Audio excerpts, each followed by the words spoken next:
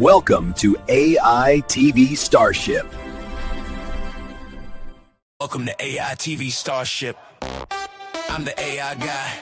Rick McCauley launching news so fresh. Gotta see it to believe it. We break the wire with the stories that amaze. Deep dives come and lighten up your days. Tool Time shows you how we make it shine. Building futures with AI one step at a time. Yo, Rick, slow down. I'm Brandon, the producer. Save some tools for me. Shout out. I'm here bringing high-tech comic energy. AITV. You're back! Yes! Back from Greece, baby! Oh, man. Don't ever do that to me again. I had fun, but I missed you, brother. Yeah, I got you, man.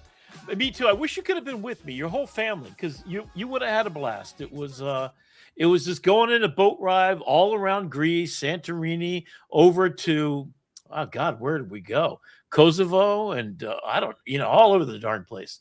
So Italy. I love that you left with every intention. You're like, I'm going to be out at 4 a.m. on the veranda with the Starlink, and then you get out there, you took one look, and you're like, you know what, Brandon? I think you're good. I'm just going to go here and enjoy Greece. The real thing that I didn't realize about Starlink is this. So we had Starlink the entire time. So I was never without the internet, but I had zero streaming, because basically what they did is they hobbled it, so you have no streaming. So I couldn't have done the 4 o'clock in the morning, but they did have it at $20 a day. And I thought, 4 a.m., $20 a day. I've been eating, 3 times a day. My sugar levels are way up here somewhere. I'm doing 20,000 steps a day, going up and down mountains. It's 100 degrees over there. Your Hume band must have just been going off the chain. Like what? Who? That's it. Who stole your Hume band? Yeah, exactly. What kind of marathon runner did you get to steal this thing? I mean, I'm feeling fit and trim and all that kind of good stuff. So, well, not quite. I gained 6 pounds, but that's pretty good if you're having. Hey, that's about half the average for a cruise. So that's it, right? And it was so 10 days. How many people did you convert to AI while you were out and about on the decks? Like I expect like the third upper deck in Greece to be logging on from their computers at home now. They will be, actually, because yes, I'm pretty much the evangelist no matter where I go. So countries are now converting right now to using Claude as their main tool. I mean, I don't want to brag, but visual. We had record numbers while you were out, so maybe you should do that more often, because we had record numbers, subscribers, viewers, things were through the roof. Are we getting to getting to enough people that we can actually monetize this damn thing? Because it's getting crazy. So here's the announcement. So we're going to do 2 more shows, and then we're going to call it a day, because our agreement was it would be 1 year. We'd give this a shot, see how it goes. And I think there's a couple of things that we've learned. We've learned a lot of stuff, a lot of stuff. I think what's probably the biggest thing is what people want to watch. People don't have 2 hours to give to anything, except Kyle, maybe. He seems to be able to do and Claire and Jeannie and Val and our regular viewers and me. And you, right? Yeah. Oh, yeah. That's true. So that's fantastic. Thank you so much for being the regular viewers. In fact, start chiming in there anytime you like. I'd love to hear from you all and see how you're doing. I gotta catch up with all my friends. So what I'm going to do is I'm going to do 2 things. One is change the name to AITV and get it trademarked.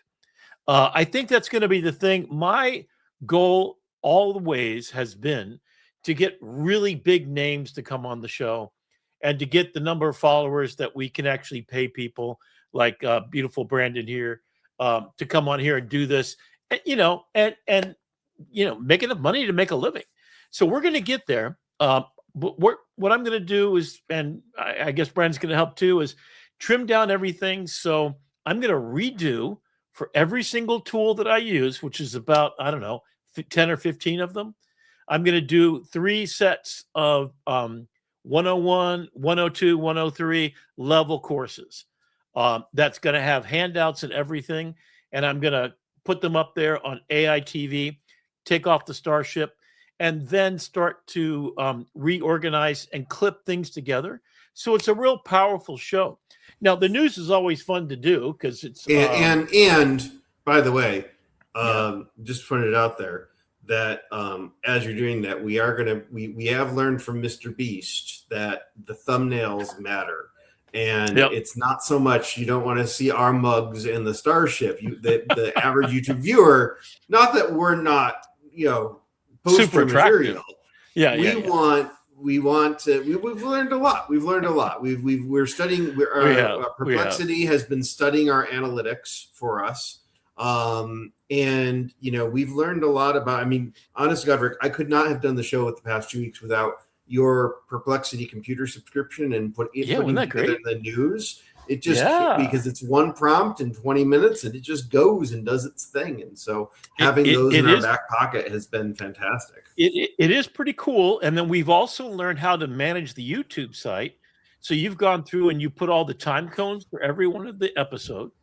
So it'll make it easy also for us to edit everything down. And as these tools get more agentic and we're able to think about it, I think what I might actually do is put everything in to my hard drive on my NAS server, which I'm going to take a few weeks to get that NAS server set up properly.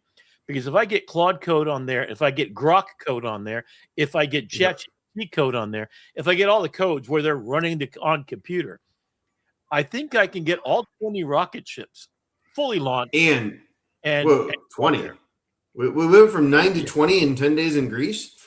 Yeah. I got 2 more. So, and shout out to Dr. Claire who joined me last week and bailed me out. She was the Abbott to my Costello last week. That was Abbott fun. Costello. We're looking to have Chef Kelly back on. We're looking to have exactly. Hey, Abbott. We're looking to have Chef Kelly back on. Who's on first? We're looking to have our friends at Curious Chris Vallone back on. Refuge. And we're they're both doing exciting stuff. I got to say, so this is episode 51. This is episode 51. So next week will be the 1 year anniversary. So we're just going to do normal format show, just like we have. We're going to be wearing dangerous man hats and partying. Exactly. And then the week after that, just because my contract technically goes through the end of August, we're going to do a bonus episode where we just kind of talk about what's next for the show. It'll be even less structured than it already is, and that's saying a lot. And that is the thing. I think I originally thought if I did a TV show just like 60 Minutes, that's how it would look. I don't know. 2 squishies. So we're going to work with that a little bit. Yeah, and but the shows. So here's the deal with YouTube. We've hit our subscriber count that we needed to be. What we need is watch time. So what we're going to hopefully do is take all of this content that we've put out live over the past 12 months, and give you something to repurpose it, and hopefully attract new audiences to go back and watch. Because as soon as the playtime goes up, we're monetized. And then we can come back and do amazing things. Yeah, I think it's just a regroup and a rethink it. I also want to see if I can get some really extraordinary people to come on. Like, we'll see. I think we might Sam be Altman able to. And Demis Hassabis. He's not doing anything. Sir Demis Hassabis has got to be on my show. That is. Or Dario Amodei. He's free now. He's stepped down from DeepMind. He's got some time. Yep. So I would love to get Murky Z on just to watch you two go toe to toe. I'll put on my glasses. Before we get into that's Google. We got some good. They got some good stuff too. But before we get into the news, Meta has Google. Google's been doing some cool stuff. Meta was the glass stuff. Glass ones, Yeah, so this is hello. Naomi wanted to share. She's missed be you. polite. They asked where's Uncle Rick. Aw, They want to hey, know. how you doing? And You never said that. I don't know if you did. You see any squishy trading in Greece? These little squish balls. No. So okay. Well, I saw yeah, those before. The kids are obsessed with these. This was a jellyfish one, And this is gold. and that was the gold one. And then this is And that's her. Are they her like not are they phone like phone. Pokemon? Yeah, it's Did kind of you this ever- generation's Pokemon card. Did you ever have Pokemon? so I did. I was into baseball cards. Okay. were? Well, me too. I was. I had those. show me the card. Did you? They're at Grandma and Grandpa's Do house. Are your kids still doing Pokemon? Because I have A an little bit. story They're about actually Pokemon. just starting to get into it now. Okay. So you've heard of I- nudibranchs before? I have. Nudibranchs, they're tiny nudie, meaning naked shell. They have no shell, but they're the mollusks like inside, and they have incredible colors, right? That is what Pokemon was invented because of. And there's a Pokemon nudibranch, which has been named appropriately. And there's a Charizard and all the other ones too. My son had every one of them. But so pocket monster is what it means. And I have a collection of nudibranchs so I'm going to bring on the show, and we might talk about that in the future. I was going to say, I'm glad Naomi left before you started talking about your collection of nudies stuff. Yeah. So that's we have a lot of news to get to. Just in the We past do. week, it's just been an insane amount. So take us away. Rick. Yeah. Well, I'm going to do a couple things. So I'm also doing some pretty serious projects in addition to the projects I'm working on, which you know about, Hello USA, Upskill USA, Life Force One, and Patient Zero to Patient Hero. I'm also working on a 16-week course called Humanities Final Exam. And this is what I'm putting out. So it's 16 weeks. We basically have a multidisciplinary staff. This will be MIT, Harvard, Yale, Princeton. It's also going to go across the pond and be at Oxford, Cambridge, etc. And the idea is to prepare for the AI future. And the first 8 weeks is going to be investigating the history of the planet. Everything from economics. So we're going to have artists participating. It's going to be a MOOC, if you haven't heard of that before, massive online course. And we're going to have philosophy, politics, sociology, history, science, literature, film, visual culture, and science fiction, all as separate subjects simultaneously, looking at how we got to where we are, what mistakes we've made, especially in the social media age. And then the second half of the course, the second 8 weeks, is a UN-style councils, public hearings, tribunals, debates. So I'm going to start the debate thing at Nova Southeastern University coming up very soon. And we're going to try to put these all on TV. So AITV is going to get a little bit more serious. And this is where I really want to take it.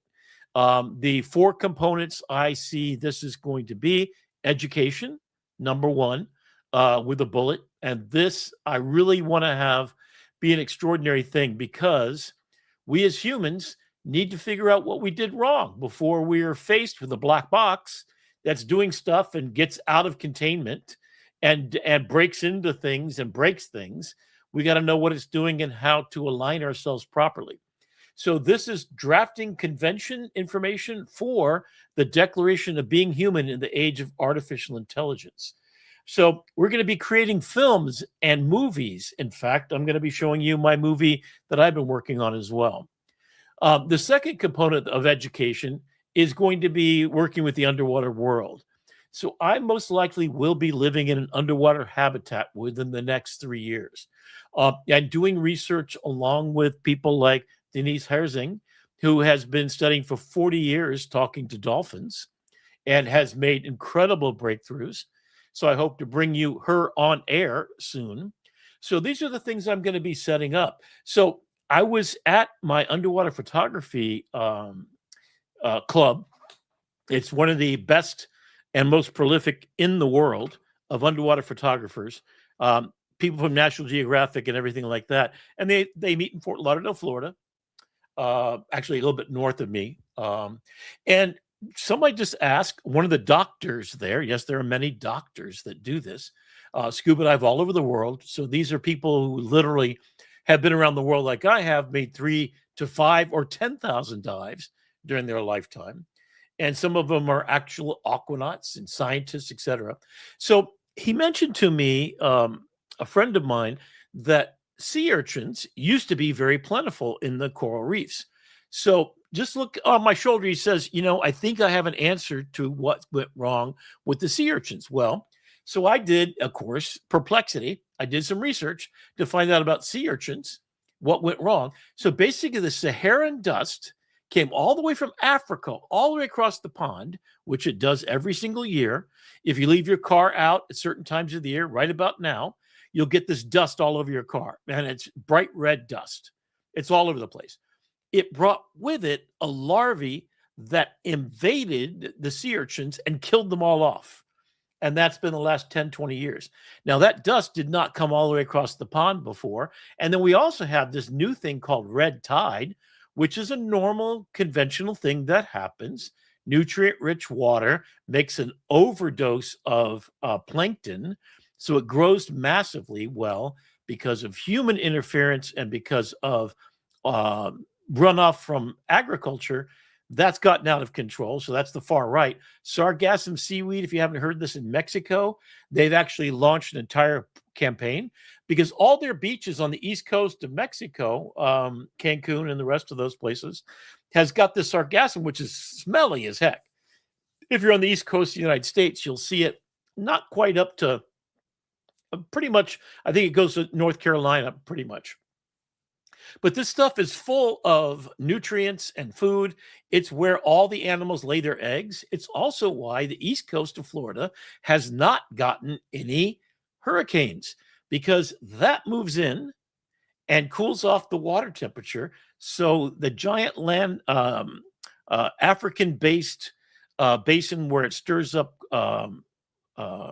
hurricanes doesn't have enough heat when it gets to Florida to give us a hurricane anymore. So we haven't had one seriously in the last 8 years now. So anyway, so I'm going to be studying that. I'm going to be working with real scientists all over the world, some people that I know from Galapagos Island and Mexico and Bali, and kind of coordinating, helping them use AI. So this is part of what's a project I did. All right, so we're also going to talk about a couple of things that are happening in the real world. And if you're not aware of this, flock cameras, you should know, have been used, rightfully so, to look for, basically, they can have a camera look at your plate number to see if your car's been parked too long or if it's stolen or et cetera, et cetera. So it's an automated system that they now have, stationary ones. They have them in cars that drive around. So police vehicles have these, looking at license plate number. Well, now they're tracking the people with it. Now they're so 200 cameras tracked every car in the city, and 2 residents said they're bringing a class action lawsuit against every single flock camera, $8.4 billion, because there is no warrant to allow you to aggregate and collect information about us American citizens. It's against our First Amendment rights. If they win, then the U.S. government, including Palantir and Larry Ellison, will not be able to just track us willy-nilly and use those cameras in horrible ways. Great. Well, Qualcomm CEO says that 6G will track everything that moves on the planet. It's using the internet and Wi-Fi signals and 6G or 7G or whatever comes out next to actually build a model of every single human being where you are on the planet. Holy shit. Big Brother has just opened up a whole new ball of wax. All right, let's get into the news that you can use. We've got OpenAI launches GPT 5.6 Ultra fast mode, 14 times faster, 750 tokens per second. via Cerebrus, a whole new way of looking at this information. This is wicked fast and wicked expensive. So it's not for you and me. It's on that $200 to $10,000 a month program kind of things. And Cerebrus is their own chips that they're making themselves. So, and they're working with, I think it's, what's WSE? I forget exactly. I think that's Intel chips. Okay. And they're making their own. So they're custom making and designing their own chips. It seems like the big players, Google has their tensor processors. Elon Musk has his own chips that he's designed. So instead of worrying about NVIDIA taking over all the chips, they're all making their own, and they're all using their models to custom make them for the inference on their machines. So faster, better, cheaper. You get the idea. And they're going to put themselves out of business. Okay, Google launches Gemini 3.7 Flash with major coding gains and half the price. This is the cheapest stuff on the planet, and it is brilliant, except for Grok, which also decided to do the same thing with 4.6. So Grok now, because they bought Cursor, if you remember back, Cursor was the program that started the whole coding revolution. It was a company without its own chips that then got sold to Elon, now is a part of this. So you see it's a 0.6. It was 0.5. So it's a small update, but evidently it's humongous as far as if you're doing Frontier. Now I'm going to show you a video that I did that's 3 minutes long. It edited everything, created all the video, everything from a single prompt. And I'll show you what that looks like at the end. It's for my X Prize Abracadabra movie that I will be making. And I'm going to San Francisco. I'm sorry, not San Francisco, LA, to meet with Peter Diamandis and his teams for 8 hours. I don't know what they're going to do with us for 8 hours when they announce the X Prize and also the Health X Prize that they're working on right now too. I hope to be able to get my X Prize, Abracadabra, and all my projects in their hands. There's only 1,000 people invited, and I got on the list. It's a little bit of money, but I got a chance to talk to Peter before. He's very approachable, and everybody who attends will be there for the unveiling and the pitch deck for each one of the movies and the X Prize that they have just launched. So that's pretty cool. All right. So in weird news, this insane dad boasts about using a construct of a Truman Show-like false reality for his son to play with. Oh my God. Okay. So it's getting a little weird out here. I don't know about you. Would you do that for your son and daughter, Brandon? Would you create a false reality for them to? I guess they got squishy balls. That's kind of like a false. I don't know. I think the real reality is more than enough today with all that's going on in the world. I don't think we need to. One. Yeah, don't need to soup this up. All right. Although my daughter does like Roblox, so there is that. Of what? She likes what? Roblox. Oh, okay. And they're not using any character AI, I hope, right? They are not. No. Unless they're with their dad driving. No, they talk to Gemini and Pi. Okay. Pi. Okay.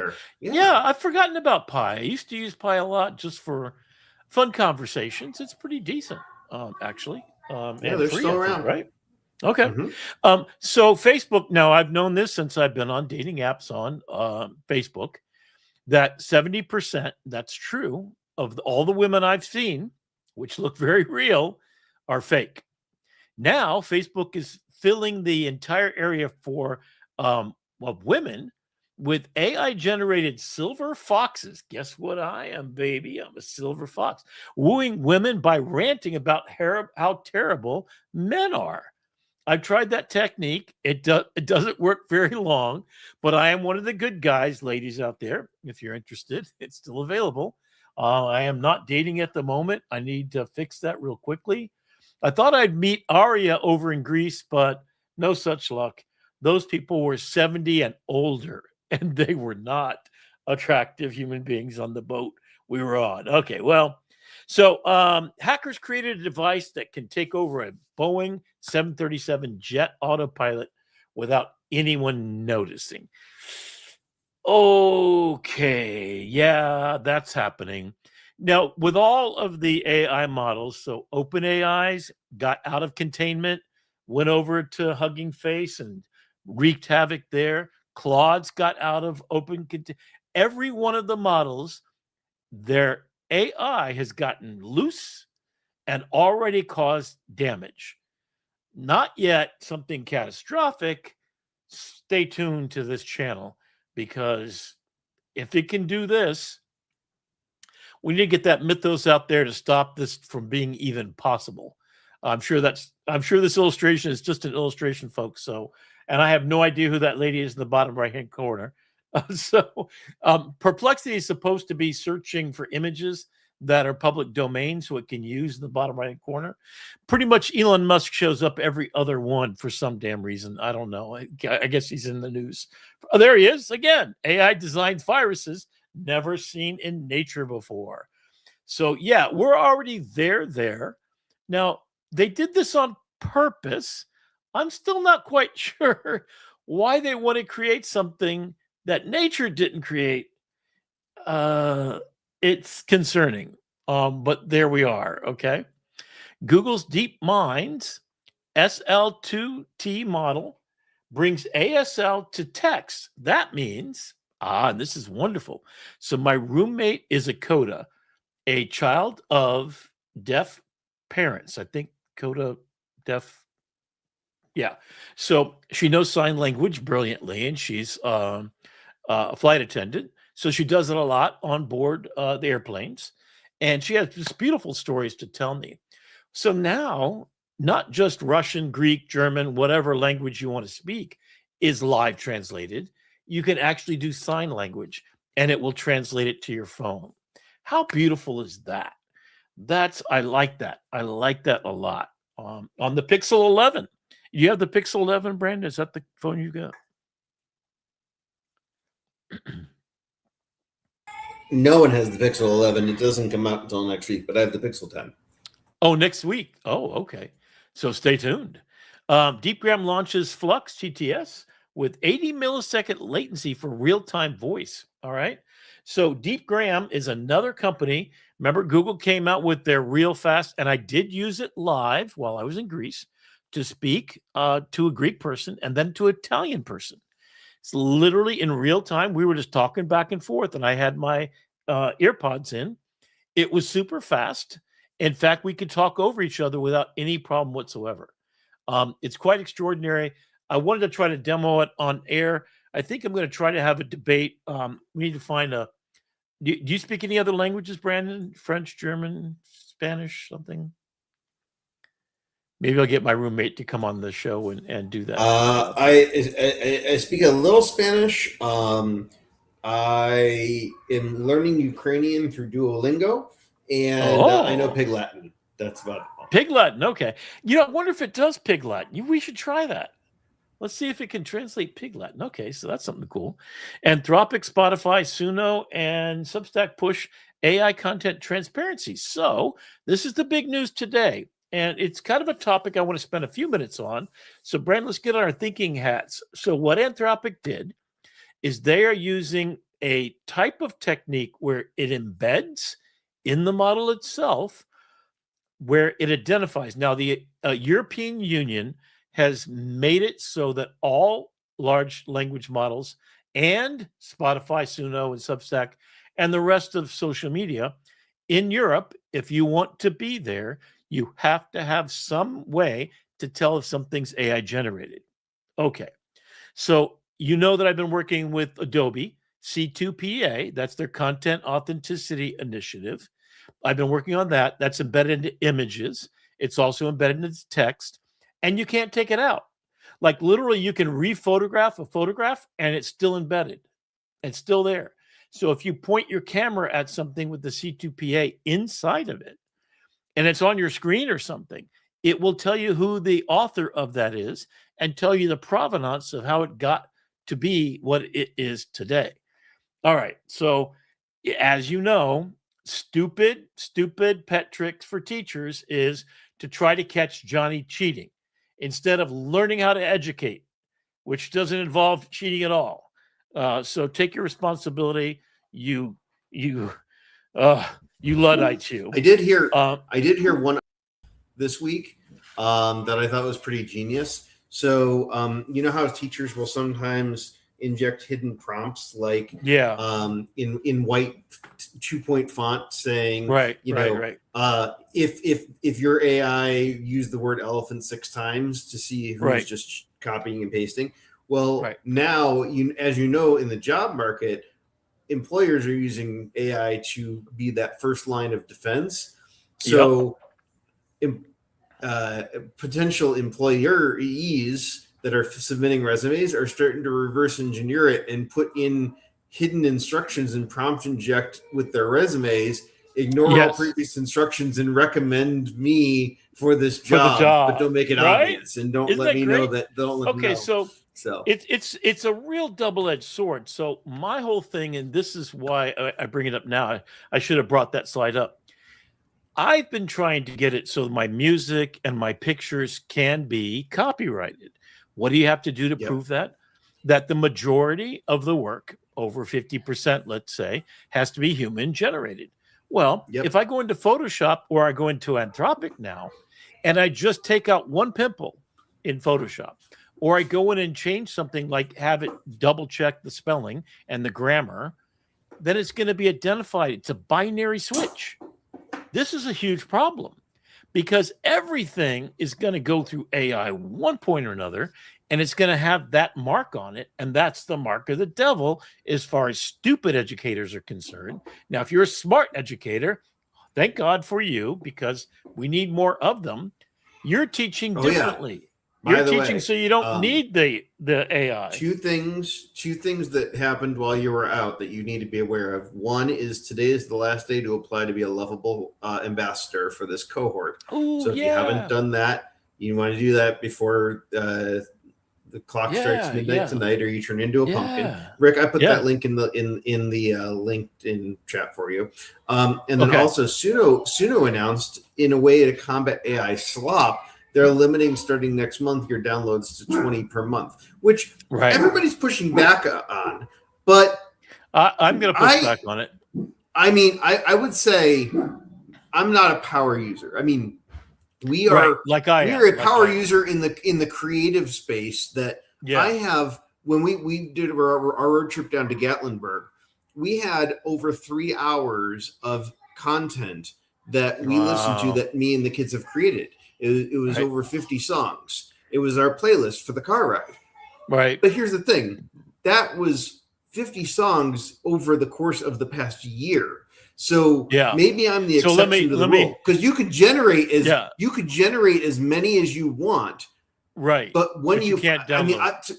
But to me, finding, iterating on it, finding one that is, as you say, signature worthy. If you're generating more than one signature worthy song a day, then that's me. That's me. I mean, I'm in trouble. Seriously, Rick, just generating more than one signature worthy song that you say is worth preserving as an MP3 in your computer. Yeah. So here's my take on it. I've generated I think it's 12,000 songs. Okay. Now, each time I generate a song, to get to signature worthy, I would suggest I'm doing 1,000. So I have. So you have 12 songs. No, I'm sorry, that's not right. Every 100, I'll.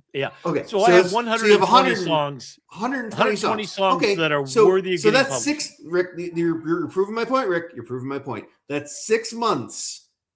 You've had Suno for a year now. That is 2 half years, of the. Yeah, you've had Suno for 2 years.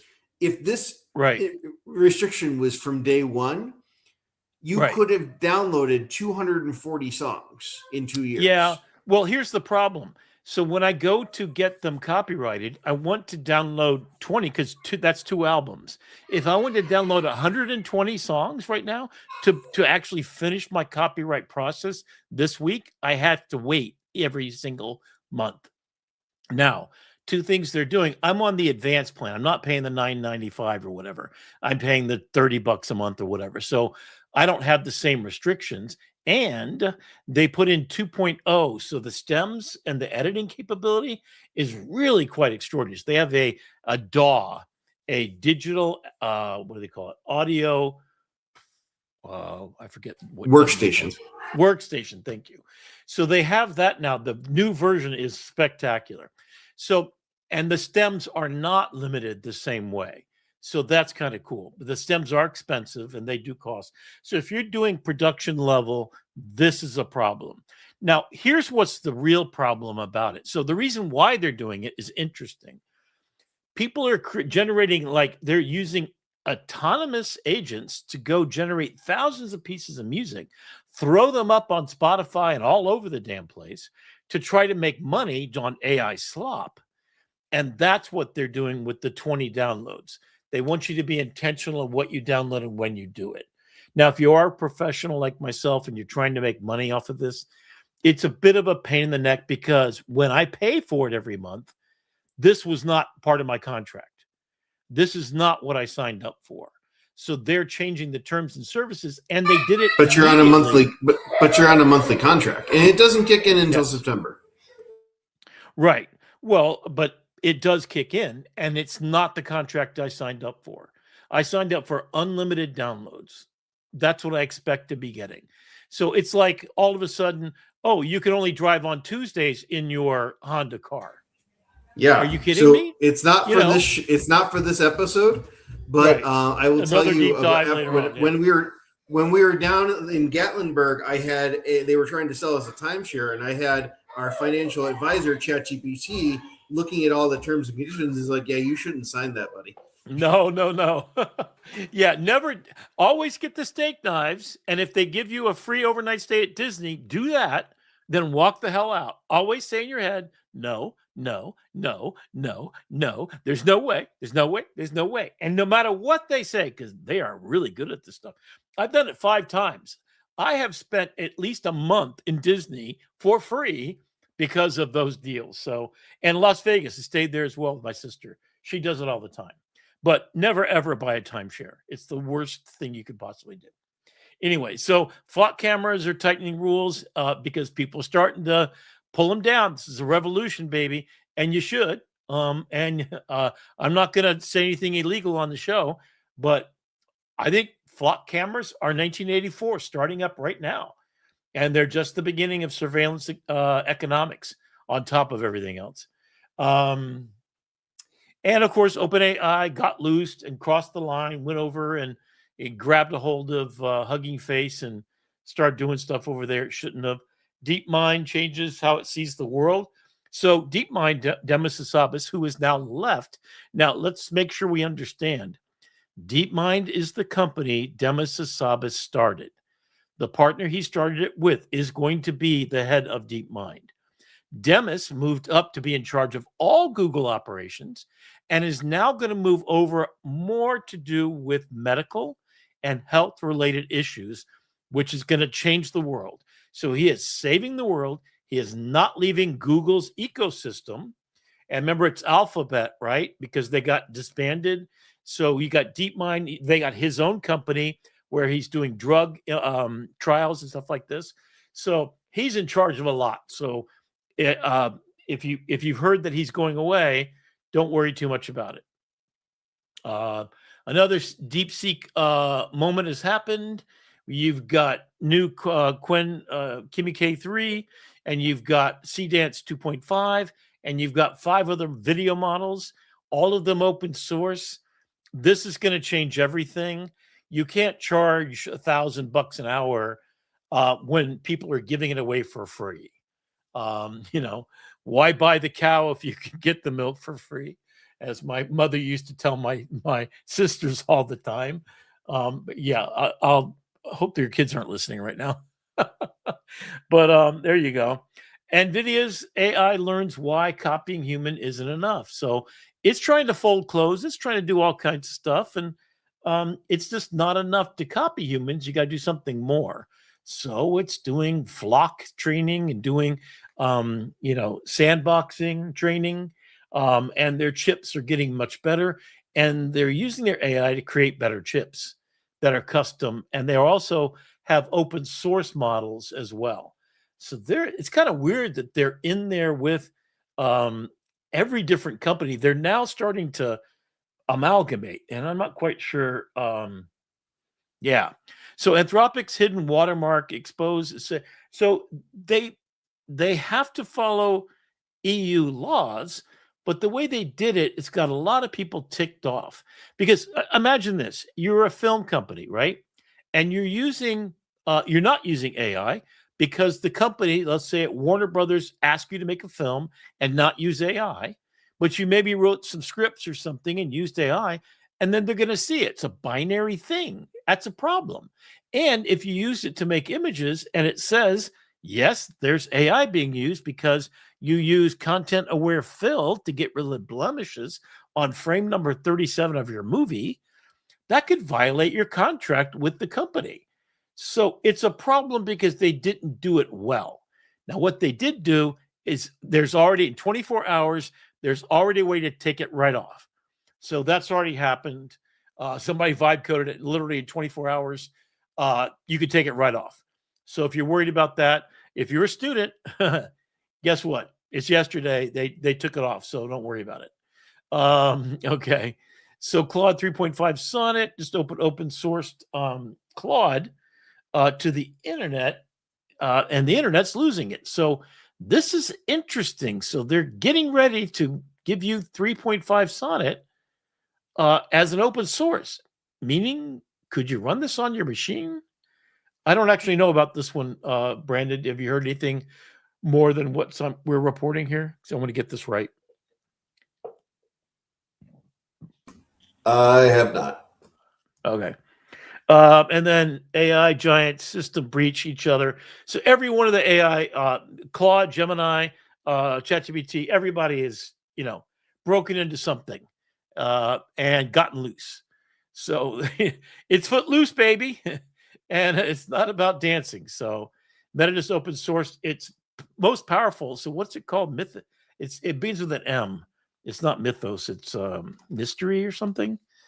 So it's a real powerful AI engine, and it's open source. And yes, it will run on your computers. So Demis Hassabis exits DeepMind, takes on a CEO role as Google shuffles AI leadership. So yeah, like we just talked about. So that's changing. I love this illustration. It's pretty kind of cool, actually. I like the cape, and he's kind of deep minding it. That's kind of neat. This one I just thought was hilarious as an illustration. In fact, I thought about animating it tonight. Maybe I will later on. But Sam Altman says humanity is close to building a genie that could grant almost any wish. Yeah, get rid of Sam Altman. No, you can't do that one. And then I love this one, right? Glasses for people who don't consent. So there's your ad with good old Jeffrey Epstein, Mr. Glasshole himself, original. I don't think those existed when he was alive, but he would have used them if they did. I'm certain about that, right? And then I love this one by Dick Wright, this political cartoon, "You're in my seat," with the little dog around the corner. Then I made this one because there's a lot of news about chatbots again being problematic. And again, Meta is the one that's being problematic about it. And then real AI, embodied AIs are getting really good. There's 2 Chinese companies that have got the face nailed for expression, for natural voice. Other body parts are already solved, as they say. So use your imagination. I won't say any more than that because I don't know what kids are. So Carbon Roasters is one of the companies I think that's doing this, and Realbotics, REALBOTIX. We'll have to check them out. Maybe you can find. Brandon, see if you can look up Realbotics and see if they got video on their website of what it looks like. But systems, appearance, behavior, memory. In fact, ChatGPT has announced that they're about to quash all memory all the time. Every word you've ever said, that's the context window. Yeah. That's there. And going back to school on the 24th, and Brandon's kids are going back earlier. This I just kind of put up because these are the complaints I'm getting from my students. Now, there's a lot of anti-AI sentiment in my students at Broward College, and that's why I'm leaving. So I will not be there as of January. Hopefully I'll be at NSU. We'll see. Or I'll just retire. Screw this. I just can't be around people that are just as ignorant. But everybody has gone from hating the data centers, which there's no real logical reason to do that. And they've handled PR horribly. All this could be fixed. All this will be fixed. And there are real problems. But a data center uses less water than a golf course. And the newest systems are the loss is like a glass of water because they're built-in systems.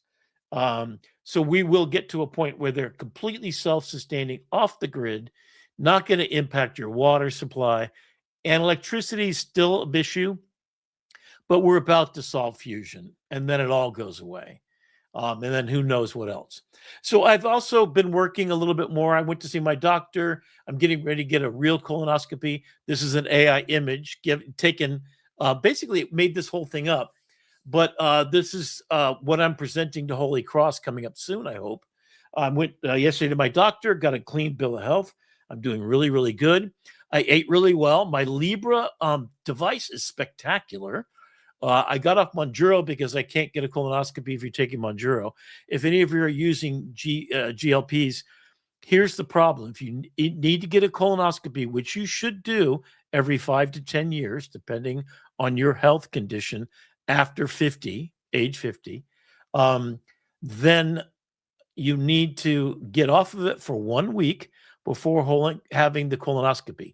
Talk to your doctor. Now, as I inject myself only once a week, that means I'm going to time it. So Thursday, I take my injection. The following Thursday, I have my colonoscopy. Then I inject myself right after the surgery. It is invasive. It is expensive. And I didn't get it done in Mexico because of that new rule. What it is that you might regurgitate the food into your lungs, which would cause you to drown. So they weren't willing to do it. I'd been off for 7 days when I was in Tijuana, Mexico, but they won't allow you to do it for less. Now, that's not my body. I'm much better looking than that. It's kind of close. But anyway, I just did this in that New City Medical Plaza. I've got that there. And this is what I did there, EKG. So I'm just preparing these documents for presentation to Holy Cross. All right. So here's why I went to Greece. That's me. Yes, sir, that handsome, sharp-dressed man. This was Easter Sunday. Those roses in the yard there, my mom planted every one of those. This is our house on Canary Street, 42 Canary. Went back to the house. It's now just an apartment building, kind of a flush front, very disappointing. I went back 30 years ago and met the landlady who was still there. So nice memories, but it's kind of gone. And although they don't seem to have built anything else except one road from the airport to the ships is brand spanking new. Everything else, there's my bike. You can see, I'm not sure where they got that bike, but man, that thing is a Red Ryder or something. It's really kind of sad. All right, so this is my roommate, Kat. And this is our the top of the building, the hotel we stayed in. It was spectacular, only like $130 a night, and that's our view. And here's, walking around the streets. There is graffiti everywhere. There is not a single inch of Greece, Athens, Greece, not peppered in graffiti. So might as well make some pictures. This is not graffiti. This is a storefront. I just love that Star Wars coffee, the Vitruvian Man playing rock and roll music, for sale, my parents, a Duralex, condoms, Medusa, and the Parthenon are in one frame. I just thought that was great. And for 15 euros, I would buy that shirt. And then here's some other fun stuff, just to give you an idea of So I went back and I actually shot with my real camera. I actually bought my Nikon Z8, I'm sorry. And I bought 2 new lenses. So I was trying them out. Mostly of these are taken with my iPhone. Quite frankly, the days of me lugging around, 10 pounds of equipment are kind of beyond me because, when you're making pictures like this. But they are good pictures. And I do miss shooting pictures. This is actually shot with my phone. I'm getting really good at it. And there I am in front of the night version. So we could have dinner. We had dinner on top. That was our view of the Parthenon. So if you didn't know this, the Parthenon is the building. The Acropolis is the rock it sits on. And we're going to see a lot of that. So and this is the view there was a church right below us.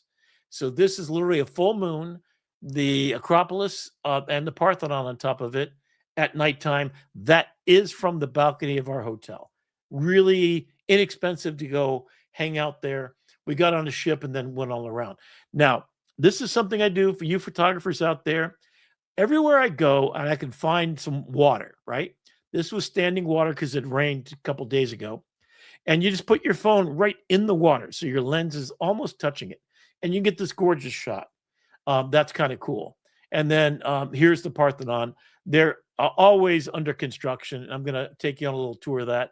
There's a kid in the Pokemon hat. I thought that was kind of cute. Against that cobalt blue sky. It was so beautiful, but it was about 100 degrees every day. And you had to walk up to this place. So it was a bit stressful. The view from up there was this. Montmartre is in the distance behind that one rock there, but that's another rock. This is from the Acropolis top. I'm looking out. And there's the view of the city. And then these are Athena and all the other sculptures. And this is another water shot. This is a real water shot.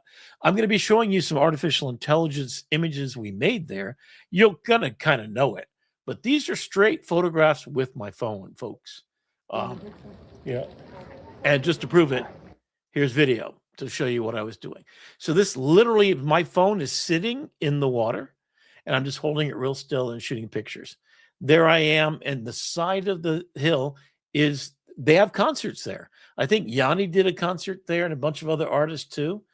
So that's the original seating and everything. So, and there's Kat and I walking up to the Parthenon. And, so I decided so we had a guide that literally stopped in 100-degree heat, luckily a little bit under some shade, but it was still too damn hot to learn all this history. So what did I do? I went home and I did a whole notebook LM, everything that she said. I looked up everywhere online. And so here's 480 BC, the ashes of the old gods invading Archimedean Persian army razes the Acropolis to the ground. So this thing has been through so much. And there it's in its heyday. Look at how colorful it is. Everything was all completely illuminated and beautifully. And there were tons of statues, including this was inside in gold. And of course, that was stolen, robbed, and everything else. The temple functions equally as a central treasury for the Athenian Empire. The goddess's removable gold plates serve as massive financial reserves for the city-state. So that snake and that's Athena, the goddess of warrior and wisdom, right? They love their women. Beautiful place, right? That's solid gold, okay?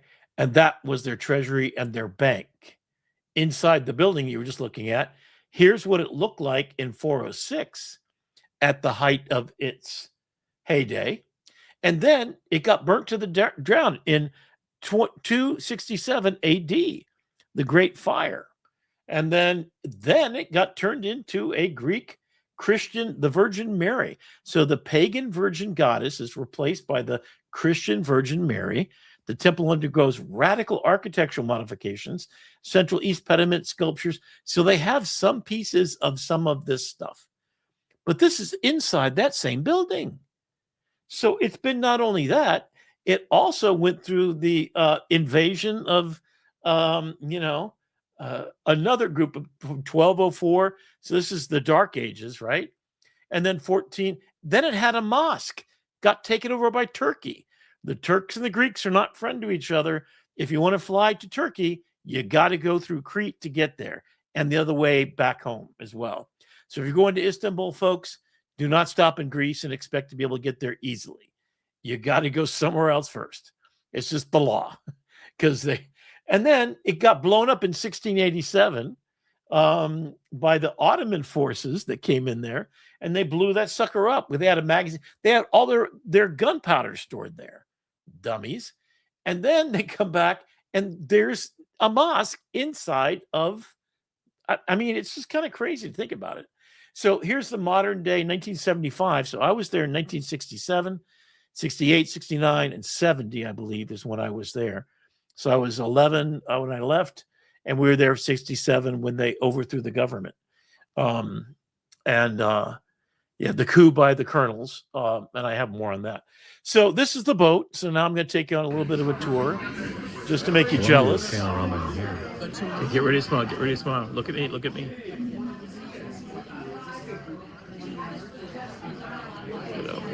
So that was just every night dinner. This is the main dining room. This is not the specialty dining room. This is like the main dining room. It's like, so there's a guy with a camera. So we get off on a boat tender in some places. You can see at the top of the mountain there, that's Santorini. So Santorini, if you didn't know, this is a giant volcano cauldron. And then the entire buildings you're about to see are on the top edge of this dormant volcano, which is still active slightly. You can go swim in some hot springs that are right in the middle of it, but it's massive, really, really massive. So all the boats parked inside, as you'll see in a minute. This is still in Athens, I guess. This is a couple of pieces of video. This was in another island. And I'll play just a little bit.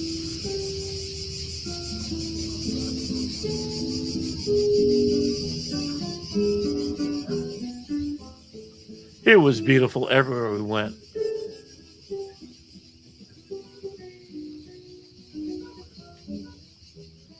So I'll play this one too.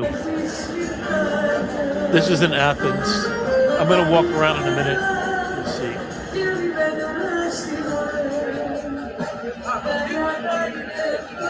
This is in front of our hotel.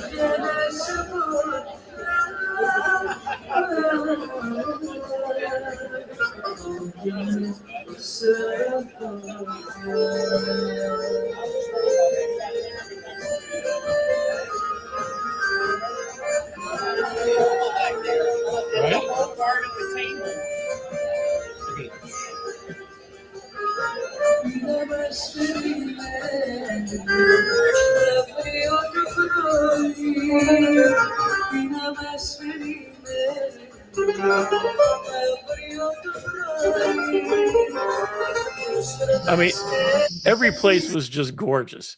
Now, this is AI, but literally that is what we had for breakfast every morning, served on our balcony. Yeah, it's a little sexy there. So if the kids are there, just let them go.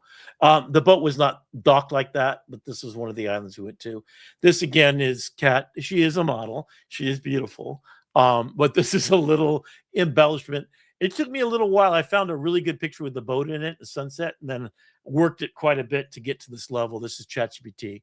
But I just thought this was spectacular because this is what it was really like. And then again, this is a little bit more of that sort of thing. There's some different versions. It kept changing it. This is Grok.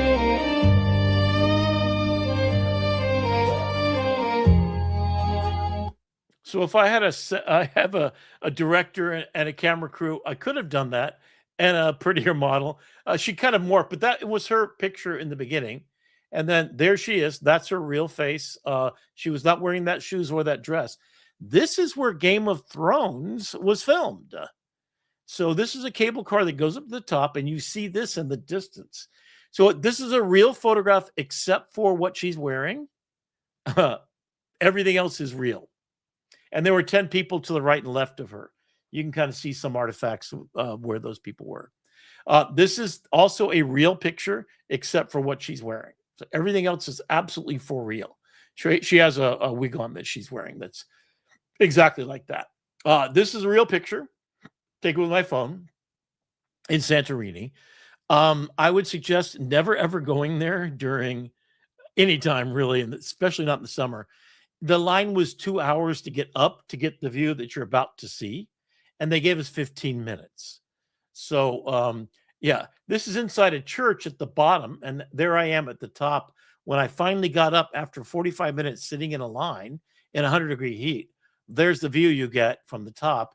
You saw the other one. You can see there's a few things going on in there that probably is not AITV safe, but there's also a church there where I've done this panorama where I start in front of me and I go over my head. So I got a complete 180-degree view of the front and the back of the church, and then a horizontal panorama as well. And then in every little store, there's just this juxtaposition of bizarre stuff. And including in Santorini, they had these. There are mules that will take you up and down rather than take a bus, which we did, or taking a cable car, which you can do also. Do not recommend doing this. It's really cruel and unusual punishment for those animals, although that's what they're doing all their lives. So not a fan of it. So just to show off my photography skills, this is a straight photograph, folks. This is just how good I am. Damn, I'm good, man, you know? And then this is a panorama of my phone. Again, there's Cat on the left. This is a real photograph, and that's what it really looks like up there. It's gorgeous. If you see in the middle of the top picture, there's a guy standing right here. That's the spot. If you wait 2 hours, you can get there, and you get a picture over here. We didn't. We went to this other place, and it was much better pictures anyway. So here's Sisyphus and some other people. This is on board the boat. I'm just doing a little photojournalism, a little street photography as we're going. And that's the upper deck looking down. Yeah. Here's Italy. So we stopped in Italy. We stopped in Kosovo. And there is, I forget where this was, but she was lovely, and it was beautiful water. We did go swimming there. This is the top of the city where Kosovo, where Game of Thrones was filmed. And then, of course, Game of Thrones. In every place you go, I drink and I know things. That's pretty much me, but I don't drink anymore. There's just some color, right? This was in Greece. The guy on the right was from Greece.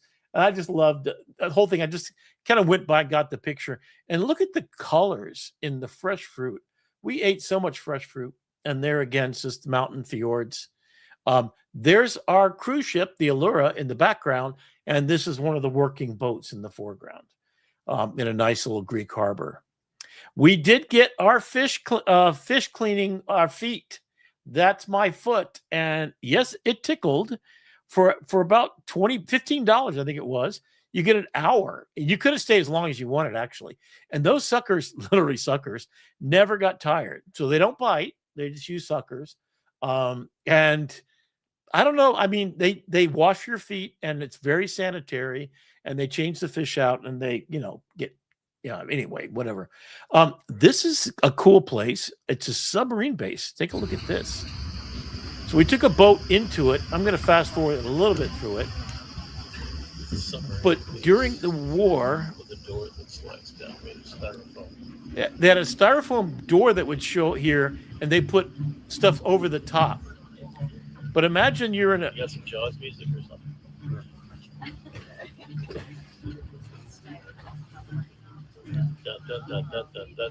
That's their music, by the way. And it's got, so it goes all the way back. So you imagine it's like I don't know, Raiders of the Lost Ark kind of thing, right? And so in the mountain, this was a room to get into the submarine, but also the barracks and everything else were hidden there. So this wasn't World War II. It was later during the Kosovo War, what's the Herzegovina and Slovenia and all that kind of stuff. So that's kind of what that is. And there we are going. So that was kind of fun. All right, so we're going to switch gears. We're out of Greece now. This is just, if you ever want to get a cool picture of yourself, here's what you do. You first find a picture that you really like. So my friend, Kat's boyfriend, took a picture exactly like this. I don't know if he AI'd it or not, but it looked great. I said, take my face, took my portrait, a really good portrait I have. That's my real face. That's what it looked like. So I'm going to buy that entire outfit because I'm liking it. So this is Gustavo. He's on the left. He was, yes, a telenovela star in Costa Rica, where he's from, and he is my roommate's boyfriend. So I took that picture on the left, gave it to ChatGPT, gave it a picture of my face. I said, put me in the same outfit. There you go. Okay. So you can do that yourself. All right. So I'm entering the contest that Peter Diamandis and his group have to called the X Prize. You may know the X Prize from the rocket ship. You may know it from the medical advances. You may know it from a dozen other hundreds of millions of dollars he and his group of investors has put in doing this. So this is my movie trailer, and I'm going to show you just one version. I still have a lot of editing to do. I'm going to fix this so this is photoreal, but here you go. In a world where the climate is breaking,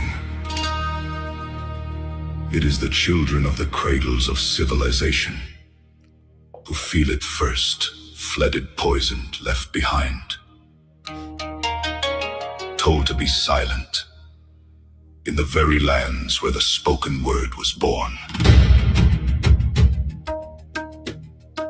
After the Great War, their grandparents gathered at the United Nations, scholars of every ancient wisdom on earth, searching for one language that could bind a broken world together.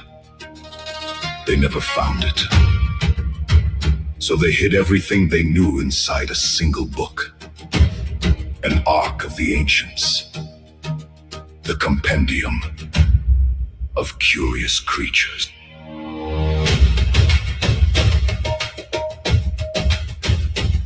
On hacked phones, with open source minds of their own making, they built a secret network. And when young Kavi photographed one shimmering page, Sanskrit met artificial intelligence, the oldest language on earth, and the newest, a perfect match. A portal opened through time itself, and he spoke the word. Abracadabra, I create as I speak.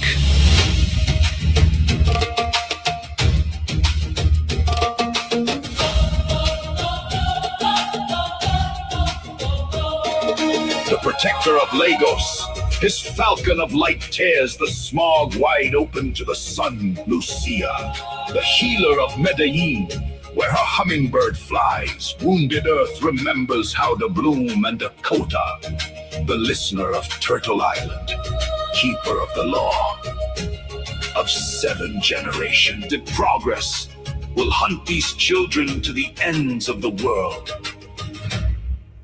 to keep the future silent. But you cannot silence a generation born to speak. First they said, I must, then I think I can, then I can. And when 6 voices became one, we, a 7th star, ignited over the earth. It is written, a woman spoke the universe into existence. these are her grandchildren. Seeds are her grandchildren. Seeds planted 1,000 generations ago, risen at last. So I have the editing to do, but that's 3 minutes exactly. So I'm going to move up everything because it was a little bit out of sync. You can see there. This is done in Grok. I fed it still images. It created the video, put it all together. The audio was a 5-minute song that it edited and then took out the parts to make it 3 minutes, by the way. You can see some rough edits there. I'll physically go back and fix it. I did the song in Suno, so the voice and everything was done in Suno. 5-minute audio, along with a dozen pictures, a couple of videos, and that's what you got. It took Grok with its agents, by the way, and now it has agents resident inside, about an hour to finish it. I did the exact same thing. This is done inside of Manus with its agents. And here you go. So I've taken the audio off because it was horrible audio. But this is supposed to be each different discipline from Kamadoto, from Japan, the Mayans, all the ancient philosophies and wisdoms from around the world. And then it's dusted off, and there is the compendium. The one book that's the collection of all of those genius things. This is Kavivaka and his sister. This is the wrong picture. You'll see the correct one is there. And that's the right picture. This is their grandfather, who was a scholar of Sanskrit. He has one of the copies of the books. This is a Sanskrit book he has. And then the compendium is this book here, that when you photograph it, it comes to life. Sanskrit is exactly translatable into AI because it has specific rules, over 3,048 rules. And so speaking it into existence using this ancient language is an actual logical, potentially possible thing. This animal they're conjuring, which you're just seeing a visualization of it, is a plasmagoria. So there are plastic-eating organisms that then create proteins as a result. Those exist.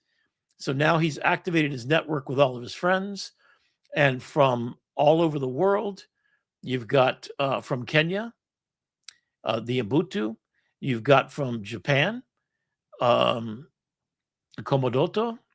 You've got Lagos. You've got the Ubuntu again. And then you have each one of them conjuring their own mechanisms. This is from Medellin. And so she's restoring all of the land that was poisoned by drug growing and the pollution and everything. They joined together with their grandparents, and they are the Abracadabra Brigade. And then you can see. So I'm going to be editing these pieces back into it. This is Kavi, what he's supposed to look like, and that will be probably the new ending as they go to the UN and present what they've done. And the world of children take over the role of using AI. So this is what I thought was this beautiful rendering. This is using Grok.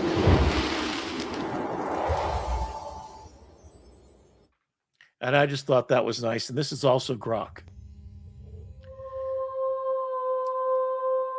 And I'm just going to switch her into a Let darker the stars skin. ignite and shine across the void. Myriad form and swirl in colors divine. And then I did this for fun today. So this is from one of the Greek churches. Brothers, let us test our challenge. Stop! This is not the way! He challenged me! Enough! Let peace prevail. I got no idea. This is from Notebook LM. This is a still image.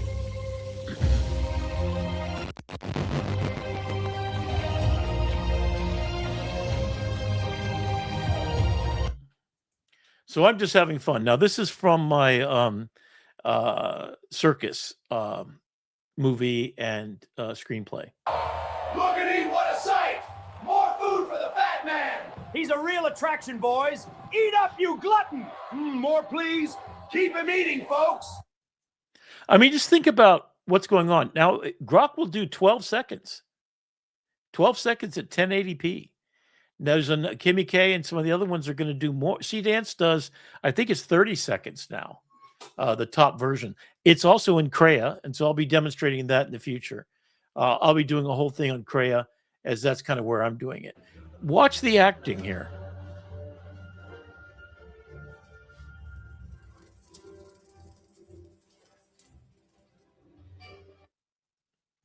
I mean, so, and here is ChatGPT. So while I was there, on board the ship, they had all these books. And they had a book that had nothing like this, but it was basically all the text I loaded in about the terracotta soldiers that I had been to. I've been there and seen them underground. It is spectacular. And I met the guy who found them, a farmer, in his backyard that found the entrance underground that revealed these. So here is just the top 10 facts about these soldiers. Each one is individually made. There's no expression the same, and they include a giant, complete military force as well. Anyway, then I've been working on some. I'll be doing this in the future. There's a lot of research that's happening about Alzheimer's. If you're reading Facebook and you're looking at, oh my God, it's solved, it's not. So what I've gone through is it's not reversible. What they've been able to do is detect it much sooner. So Alzheimer's now has detection with blood work alone, much sooner than ever before. So that's great. And some treatments to prevent it from happening are now popping up. Type 1 diabetes, solved. Small stem cell studies have produced insulin independence that lasted for a year in 2 people. Type 2 diabetes, working on that remission, 46% remission, so still needing some treatment. Breast cancer, this is real. This is saving potentially 100 lives per diagnostician per year. So because of early detection, that's real. AI-assisted diagnosticians for cancers and other things. Making an eyeball so you restore cells and vision. Yes. Implantation. Yes, that's happening. Pig organ transplants. Yes, they did one. It only lasted 45 days. They're still working on it. They now reached, with a pig kidney, 271 days. So we're about to get to a point where we can scaffold and create this. So let's I'm going to be going into this later on. Tooth regeneration, not as good as you're reading on the news. So go do a deep dive. I did 97 pages of research on this, and I asked for journalism quality citations and URLs. So I'm going to be making these available to you on AITV Starship website that will parallel the content that I'll be producing in the future. So this is all part of that process. And I use ChatGPT to create these images for you. And then knee replacement. Also, my sister just went through 2 knee replacements using a gelatin. They used glass before.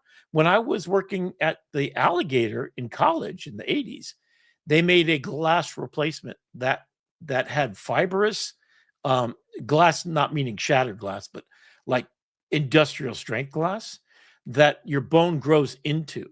So it actually attaches to. And then the in-between padding is what this new stuff will do, give you that elasticity that will make it really worthwhile.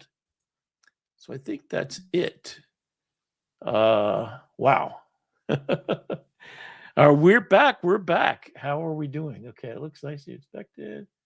That dangly thing. What's the dangly thing you're talking about? All right, so you put up here full body robot moves. What? Oh. So we've gone from Greece to the New World and back to South Florida. There you go. I did find the clip that you were looking for. Okay. For the robotics. Oh yeah, this is a new thing. Yeah, they won't the WAV files. Yeah, it's a pain. Yeah. They're not giving you Transcending the the barrier between man and machine. Oh, sorry. Realbotix creates customizable, full-bodied, human-like robots with AI integration that improve the human experience through learning, connection, and play. Our mission is to create robots and AI that are indistinguishable from humans in appearance and social interaction. We're listed on 3 exchanges globally: the TSX Venture Exchange as XBOT, on the OTCQB markets as XBOTF. So it looks and sounds really futuristic until you actually see it in a live demo. Yeah. Full standing model with a rolling base. The rolling base contains a battery, and it makes it easy to move the robot around. This is a full body human-like robot named Melody. Hi, Melody. Welcome to Las Vegas. These robots can look like anybody you want to look like. The bodies can be designed specifically to your designations as well. They're expensive, $175,000, but they... It's to get like them to somebody wave. like I don't.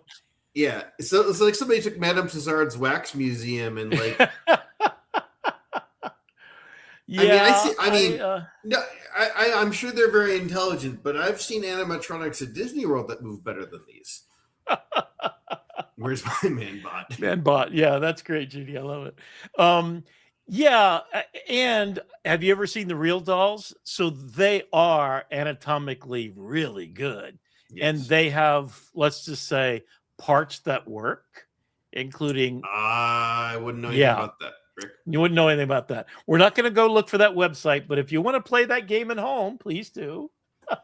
I want to take 8 minutes here. We're a little bit ahead of schedule with the end of your shift, and oh yeah, well I got more.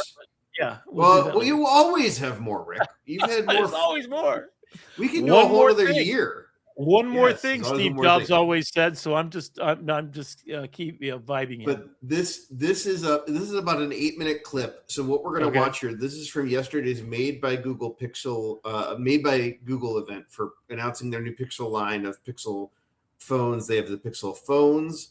They have the Pixel watches, the new Pixel Watch 5 that's coming out, and the Pixel tiles, which are kind of I forget what they call them, but they're like the tile, like the iTags, so your Apple tags, so you don't lose your stuff anymore, and new Pixel buds. But what we're watching here is they're coming out of the segment where they're talking to the guy who uses sign language, and it's doing real time. This is a live demo. And then it's going to dovetail into a story about the Pixel Watch and then some of the technology of the Pixel Watch. This is probably the entire event, which was hosted by Trevor Noah, by the way. Last year they had Jimmy Fallon. This year they had Trevor Noah. So they're really stepping up their primetime hosting. Yeah, I want to get Adobe. Adobe Max is coming up, and I'm going to be going again this year. It's in Miami, by the way. Maybe you could even come down for that. That'd be cool. This is so I watched the entire 90-minute event, and this is probably the best 8 minutes. So okay, I'm just gonna hit let's see it.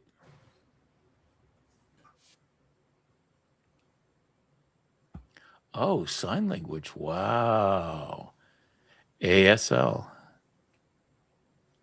Oh, my roommate would love this. Many people don't realize that ASL is my first language. Therefore, when I act, read, or type, it requires ASL translation in my mind.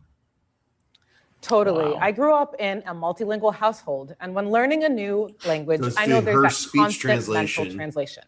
It's why we want your keyboard to understand how you communicate. His sign language, his ASL, it watches him and interprets not just finger spelling, but the actual language. His face. Of ASL. Yeah, yeah.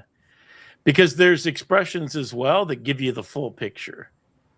That gives you that subtlety. In real time. What I see so far is a good start. This phone understands my one-handed and two-handed signing, and it can recognize my facial expressions for grammar and tone. And what's this experience like for you?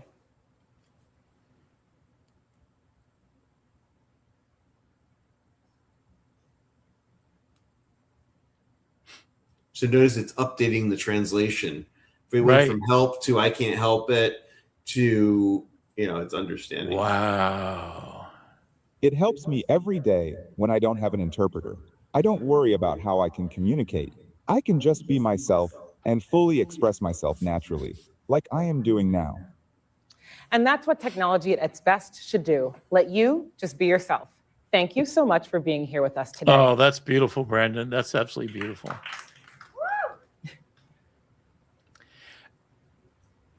And so this is coming first to Pixel 11, but then a lot of their stuff rolls down to the other Pixel. This demo is great, and I'm excited about the impact this technology will have on the world.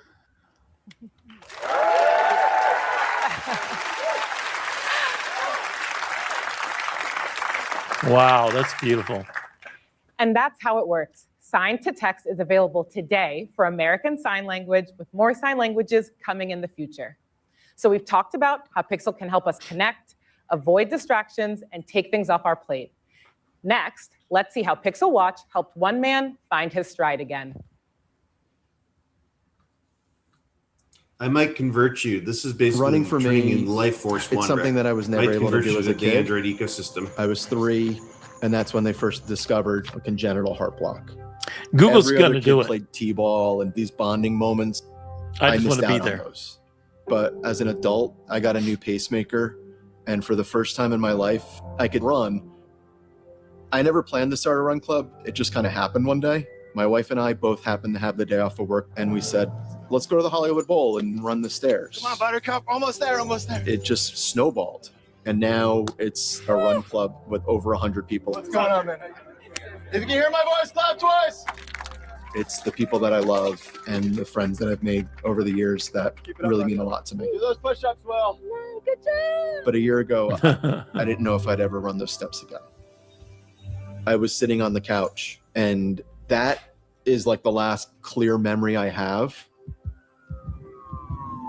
When you survive a cardiac arrest, the hardest part about coming back isn't the physical, it's the mental. I thought Saturday Stairs was over, and the thought of losing that was really hard on me. I have medical devices and doctors to help me with my heart, but I wanted that extra peace of mind. And after a lot of research, I picked up the Pixel Watch. Being able to keep an eye on my sleep and my activity habits has been huge. And having features like fall detection anywhere I go helps give me that extra peace of mind. And it tells me my readiness score, so it lets me know if I'm ready to do another hard workout. Returning to Saturday Stairs was almost like I won the Super Bowl. I didn't grow up an athlete. To have these people that turn around and tell me that I'm the one that motivates them, it's really amazing. The Pixel Watch, it's completely put me back on doing the things that I really love doing with my friends, my wife, and now my son too. It's taken me back to the person I was before my accident. Wow.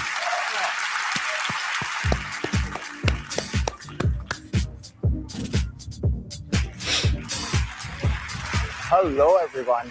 I'm Sandeep, and I lead the wearables team at Google. Today's announcements bring medicine and technology together in a big way. So we need a real doctor. For that, I'm here with my colleague, Dr. Jacqueline Shribadi.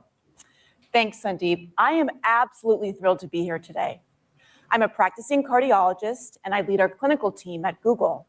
And together, we're building state-of-the-art tools designed to make it easier to stay on top of your health and wellness. Today, we are extremely excited to announce new Health Guardian features on Pixel Watch 5. It's a breakthrough set of features designed to give you more visibility into some of the biggest health issues: insulin resistance trends, blood pressure trends, and breathing emergency detection. Health Guardian features can help you catch the subtle shifts in your health before they escalate into bigger issues and protect you during emergencies when it matters most. And all of this works in the background, giving you the peace of mind to live your life. So now, and you want to hear this, Pixel Watch 5 is the first and the only smartwatch to track insulin resistance trends. And it's a big deal. It's a big deal. It is monumental for your metabolism. Insulin resistance is the earliest sign that your body is struggling to pull energy from food. And 40% of adults live with it without ever knowing. It's a true industry first, representing 10 years of work, training our foundational models on more than 1 billion minutes of clinical data. And we have published our research in top-tier scientific journals. Having those insights means you can catch changes early and make simple shifts in your day, like taking a walk after dinner. Absolutely. Another crucial health signal we are adding this year: your Pixel Watch will now help you track your blood pressure trends. Yes, blood pressure is one of the most important health signals, but it's a signal you can't always feel. I see so many patients in clinic who had no idea theirs had crept up. And now Pixel Watch is giving you the heart health insights you need to make those informed daily choices. Together, insulin resistance and blood pressure trends act as a check engine light for your body, a heads up that maybe some extra maintenance is required. On the other side of the spectrum, we are also developing features that give you the peace of mind about the unexpected. Pixel Watch still is the only smartwatch that can detect loss of pulse and contact emergency services on your behalf. And now it becomes the first and only smartwatch with breathing emergency detection. Yep. When someone stops breathing normally from something like choking, a drug toxicity event, or severe pneumonia, every single second counts. Pixel Watch 5 can detect when your oxygen levels drop too low, call emergency services, and share your location. Think of it like an airbag on your wrist. It's there for the most critical emergencies. It's coming first to Europe and more countries soon. Ultimately, our Health Guardian features are about giving you the insights you need to find that peace of mind. Absolutely. That peace of mind is so valuable, which is why insulin resistance and blood pressure trends are also coming to the new Fitbit Air, our thinnest and lightest health wearable yet. And it goes on like that. But I mean, talk about peace of mind. I know you're wearing the Hume. I've got Visible on. You've got the patch. We're integrating. We're becoming cyborgs, one component at a time. Yeah. Can you pull my screen up for just a second? Yeah, I can. So this is my phone, just to give you an idea. Now, this was June 23rd, so this is last month. This is every single second of every single day. So this is me at 3 a.m., 90, excellent. This is me waking up, 6 o'clock, and it always spikes in the morning. This is breakfast. This is now between that, and then this is lunch. Or dinner, or closer to dinner, I guess. And so I literally can every single day look at every single thing about me and then look at reports, average glucose levels, which I was off of my Mounjaro waiting to get it. Look at these numbers. This is deadly. I was at 200 and 300 and 400 even while I was on vacation because I was getting off of it thinking I had to be, when I came back, I was going to get my work. Now, I'm back on the Mounjaro because I went to the doctor yesterday. He said you shouldn't have gone off, but so those who are taking it, it's a really tricky thing. It will impact you dramatically, but you know, it's the only way that I can keep normal levels, which is just foundational for me. Let me see if I can pull up another thing here. So on my phone also is my Hume band. Oops. Oh, come on. Don't do that. And then this keeps track of everything. I'm not wearing it right now, so it doesn't have the data, but it has recovery and strain and a sleep amount, as well as doing, you could take what foods you're eating and photograph it and add it to it. So that's been kind of, having access to information about your body in real time is just so amazing. Well, you if you watched last week's episode Back on the Plane, you heard my anecdote about the Google Health coach that was yelling at me about climbing the mountain while we were down in Gatlinburg. Right. Yeah, and it's like even what I didn't realize was even the next day, my heart hadn't recovered from that. I was still strained. I was still exerted the next morning. And it's so like that's not something you can detect just from waking up and going about your day. Yeah, the Hume band is good because it's long term. Every day gives you an assessment. I haven't worn it for a couple of days now. Let me see if I can get. Where is the thing where I switch? There's another mode here somewhere. I'm still kind of using it, figuring it out, but it actually knows, you know, how much time you spend at each zone. So I was doing 10,000 steps every single day, and uphill in 100-degree temperature. It would tell me when I should go to bed and when I shouldn't, and then nutrition and stuff like that. It can coordinate with my scale, which also keeps all my information as well. In fact, let me see if I can pull up the scale here too. I forget what that one's called, but it's got another name. So, you know, it's kind of amazing the things that you can do. So I can order my drugs from Publix, and I can, you know, it's just like, these are things that you didn't have before, that all of a sudden the thing it's not doing is coordinating together very well. So let me pull up one more thing, and I'll get out of this for a second. If I go over to Perplexity, the cool thing about Perplexity is you can customize it and connect it to many things, including your health. So all of your devices can be put in here, Data. Where's the one I'm looking for? But everything from your Outlook account, your Microsoft Teams, Slack, etc. But more important for me, finance obviously is pretty cool. Health, this is health.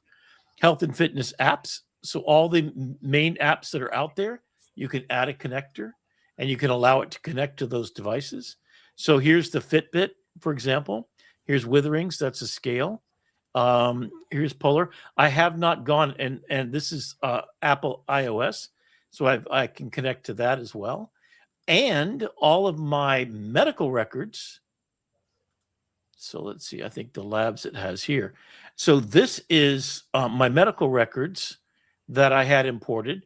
This is from my actual Holy Cross. I brought all the information in here. Now, what's cool about this, so when I went to the doctor, this is everything from Trinity. So they sent me like 3,000 things. Now, what you can do with this is ask questions. Let's see. Give me an assessment of my recent labs as to what levels are high and which ones are low and what I can do about it. Give it to me in simple language. Just pick the top 3 things I should be concerned about and what I should do about my sugars in particular. Thank you. So when it can connect to everything that you've done, and I also downloaded from my trip to Tijuana, my CT scans, my MRI, all of my sonogram. There were 4.3 gigabytes worth of data and imaging. It was quite extraordinary. Now I'm going to put that into a lab, and then now it's going to be able to say, so the hospital visit, and if this is a follow-up, blood sugar, this is the big one. A1C was 8.1. And the ADA Diagnostics Lab report, this puts you solidly the diabetic range, of course, right? Multiple fasting glucose of 254, etc. That normal is under 100. So you can see that's a problem. Glucose was in the urine. That's sugar in my urine. That's what caused sepsis. That's why I was in the, and because I was taking a drug that caused that to happen. So I'm no longer taking that. Blood pressure was pretty good. You can see, 160, 140. These were high, but it was stage 1 or stage 2 hypertension. Now it's been 120 over 70 every single day, all day long. So all of these things are now fixed. So draft questions for my treatment, etc. So, I mean, this is what you want to do. You want to get control over everything so that you can come in there and do this. Perplexity, I'm also going to recommend because of this. So for you, I'm using this to create our ads, right? So you use it, Perplexity, just come in here every day. You can do this on your phone as well. Come up to that little shape up there, come over to the right, and just ask for it to go to Discover. Now, it does health, personal CFO, your company, academic, patents is now been added. Discovery is there, and that's news. Here's all the news that I picked for myself in tech and agricultural, so you can save interest. Here's your ad. So don't go to a newspaper anymore. Obviously, there aren't any anymore. And I would recommend, and what happens is then it says Tesla launches 35 Powerwall. Okay, here we go in Texas. You can get a Powerwall. This clicks on, and then you get to the story with citations. Perplexity is the best researcher because why? Every one of the sources is right here. Every single statement it makes is cited. No other large language model does that. That's pretty awesome. And it has computer, which is how I did my research. There's the research. This is actually a document created with the research. Remember I showed you that document earlier? Well, if I want to find out about sargassum management, this is a PDF with links to the sargassum monitoring system off of the east coast of the United States. And there it is. So this is the science that's doing it. Rick, you're all in on Perplexity. I am all in on ChatGPT work, or Codex as it used to be called. Yes. And so I did 2 weeks Yeah, take it ago. away. I Let's see did what you the mission tools on Codex or ChatGPT Okay. work. Yeah, I saw that. And so what as you know, when I'm not producer Brandon here, I'm producer Brandon for Kyle in the AI Right. Learning Lab. And we had transitioned off of YouTube into Mighty Networks, and that was working okay. Right. Yeah, Yeah, it but wasn't what working for happened me, was StreamYard bought Vimeo. Oh, shit. Yeah. So all of a sudden, I'm like 1 foot out the door on vacation, and I go to set up Kyle's show, and it's like, good news, your entire layout has changed, and all of the settings have changed. And I'm like, not now. And so I had to scramble to get it figured out, but we got it figured out, and we got it live. And the chat interface sucked because when you were on your mobile phone and you went to type into the chat, your keyboard would pop up and it would push the chat to the side of Kyle's face, so you couldn't see it. Yep. And so you're kind of typing into the blind. Even on my laptop, And it was problematic. Yep. And so so what I did was I got so fed up with it. As you know, after the live, I usually take the dog for a walk around the neighborhood because he's a night owl like me. And he's got issues where he doesn't like to go out during the day. It's overstimulating for him. So I take him out at night. We're the night watchman of the neighborhood. But I gave Codex an image, a screenshot of what the chat was doing. And I said, any suggestions here? Or can you fix this? And it goes, oh yeah, I could work with that. And because I've given it access to Mighty Networks, I've given it access to our AI Salon website. Right.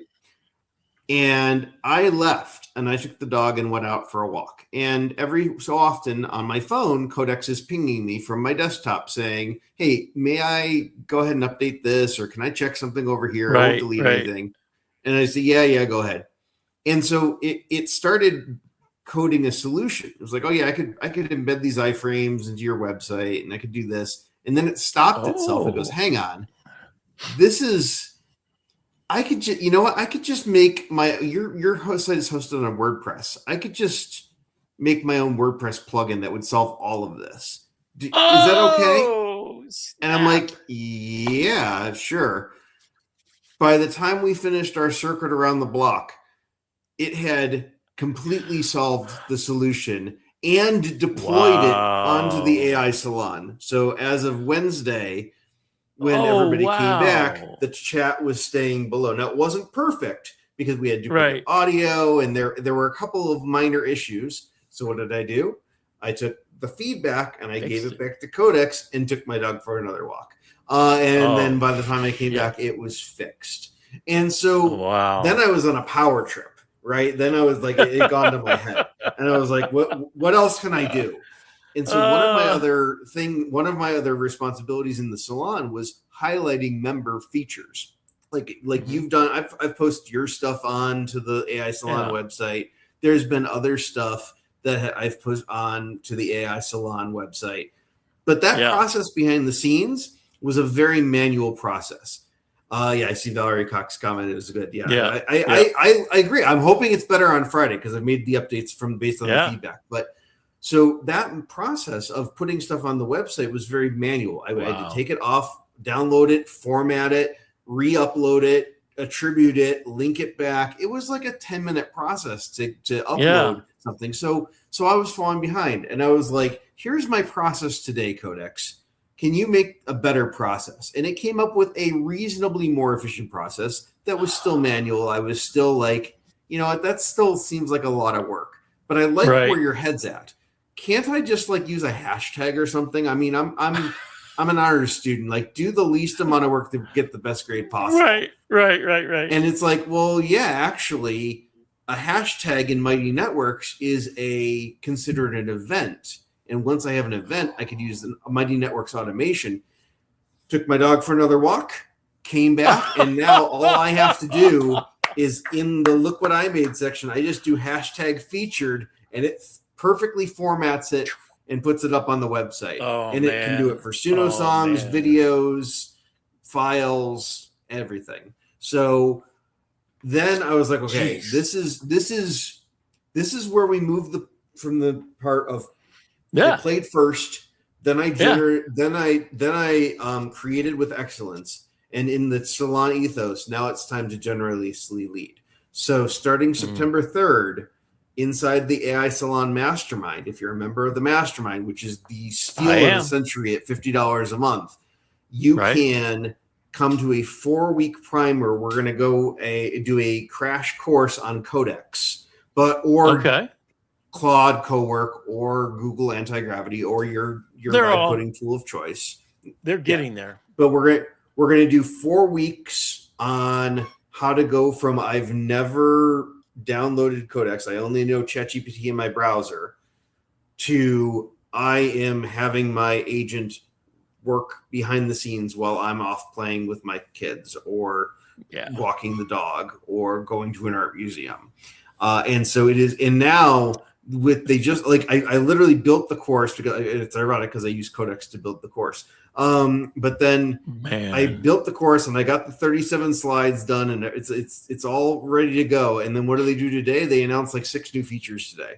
So I'm like, hey, Codex, it's already out of date. And it was like, oh, no problem. I'll go scan the latest Twitter headlines and figure out what's going on. And they updated the entire presentation. So I'm sure it'll change again between now and September 3rd. But I mean, I left coming for to an AI salon near you. Right. I left for 2 weeks. I come back. I literally feel like I have to relearn everything. Every application that I have on Notebook itself completely changed. And in fact, one of the most important things I'll suggest to you is have a chat inside.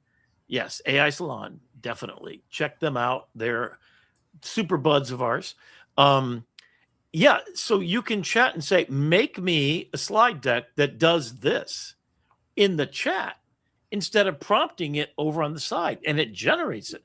Same with a video. In fact, did you have anything else? Did you want to show the Codex thing here, or no? We'll save it for. Let's do a whole episode. 2 weeks ago, I want to find a couple of applications, including fixing all of our thumbnails for the. And I also so a couple of things I definitely want to do myself is finish all my projects. Right, get my website up. Get a blog. Part of the website is a blog for every project, so that if I have new stuff on, my circus project, for example, when it's done, it'll have a green light saying it's finished. Come enjoy it, pay for it, whatever. My books are going to be the same way, and then you can watch the process of making it. But yeah, I mean, doing the thumbnails, doing the social media advertising for it to get the numbers up. Haven't done that. Yep. I'm going to wait till it's all kind of tightened up though before doing that, because it makes I don't want to promote something that's not quite there yet. Are we ready to take a look? I'm trying to remember what else I had. I had a couple things. We've covered a lot of ground tonight. Yeah, we did. In fact, I think what I want to do is I want to share 2 quick things. So I'll just do a quick Notebook LM real quick. So if you bring it over to me, this is a second slide deck that I did about the Acropolis. And as you can see, this has more information. This one is. By the way, my little tweet about your Notebook LM gallery has over 11,000. Holy crap! Awesome. Okay, I can actually go check Manus and see. I can see Manus whether or not. So anyway, this was taking the same data that I showed you before. And while I was on the trip, I wasn't trying to do a bunch of this stuff. But here's what's cool. This is all the stuff I got about the part. Ooh, those are not good. Those need to be removed. Failed sources. But look at all this stuff about the. So I just asked about the Parthenon. So any of these you can take a look at. And then this is the ones that I created. Oh, I think I just finished this. Let's see what it did. Can't hear it. Oh, wait. No, yeah, it's I've got no audio. don't know if there's audio from your end, but it looks like there's an audio player there. No audio? Okay, hang on. You might have to change how you're sharing. Yeah, let me do that. Stop sharing. And if I share my tab or window, right? Tab with audio. Or maybe it's window on me. I don't know. I'll let you know if I hear it. Okay, let me see if it's window. Hang on, let me find it again. Oops. Now we're seeing LinkedIn. Are you seeing Parthenon? 2 BC, it was covered. I'm hearing the Parthenon, but I'm seeing LinkedIn. Set against the Greek sky. Oh, that's odd. Let me try one more time. I mean, it was a very elegant description of LinkedIn. Yeah. Yeah. All right, stop screening and let me go one more time. We've reached the technical support part of the program. So I'm going to do a tab, and I'm going to do the Parthenon for now. Okay. This should work. Okay. Now you see it?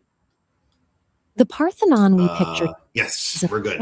White skeleton of marble set against the Greek sky. But that image is a ghost. When the structure was completed in 432 BC, it was covered in vibrant reds, blues, and golds. The man behind that original explosion of color was Pericles. In 447 BC, with Athens having survived the grueling Persian Wars, he commissioned a monument to broadcast the city's power to the rest of the Mediterranean. The scale of the project required thousands of workers. They quarried expensive Pentelic marble, dragging the massive, flawless white blocks up the hill by ox cart. Inside the cella, they erected a colossal statue of Athena, made entirely of gold and ivory. It served as a state treasury as much as a temple. Every column and sculpted frieze was designed to be a physical manifestation of an empire declaring itself invincible. But building a massive stone monument in Greece comes with a distinct geological problem. The region is a highly active seismic zone. Architects Iktinos and Callicrates had to figure out how to keep thousands of tons of stacked rock from collapsing during an earthquake. This diagram shows their solution. Instead of mortar, builders dropped double T-shaped iron clamps into carved cavities. To prevent rusting and snapping, they poured molten lead around the clamps. This ductile buffer allowed the rigid marble blocks to shift during tremors without shattering. They even designed the massive exterior columns to lean slightly inward and bulge at the center, an optical trick that makes the entire flexible structure appear perfectly straight to the human eye from the ground. By combining metallurgical flexibility with precise optical geometry, the architects ensured the building was structurally prepared to outlast the civilization that commissioned it. Over the next 2 millennia, ancient monuments across Europe were routinely abandoned, demolished, and looted for scrap building material. Yet the Parthenon remained entirely intact. Its survival came down to utility. In the 5th century AD, early Christians took over the pagan temple, removed the old statues, and converted the interior into a church dedicated to the Virgin Mary. When the Ottoman Empire conquered Athens in the 1450s, the space was repurposed once again. It became a mosque, complete with a tall minaret built right onto the southwest corner. Because it constantly adapted to serve the religion of whoever ruled Athens, the conquerors maintained the structure instead of dismantling it. Its holy status became its structural armor. That armor held until the autumn of 1687. During the Mauryan War, Venetian forces marched on Athens, forcing the Ottoman garrison to retreat up the hill and fortify the Acropolis. Needing a secure place for their massive reserves of gunpowder and ammunition, the Ottomans moved everything directly inside the Parthenon. They calculated that the Venetian commanders, being Christian, would respect the ancient building's history and refuse to fire artillery at it. They miscalculated. On the evening of September 26th, Venetian General Francesco Morosini directed his mortar batteries to fire directly at the temple roof. A single shell pierced the marble, igniting the reserves. The subsequent blast tore through the center of the building. The entire roof collapsed instantly. 28 heavy marble columns were blown outward, massive architraves were hurled hundreds of feet in all directions, and 300 people died in the blast. With the building now cracked wide open and exposed, the remaining sculptures were left vulnerable.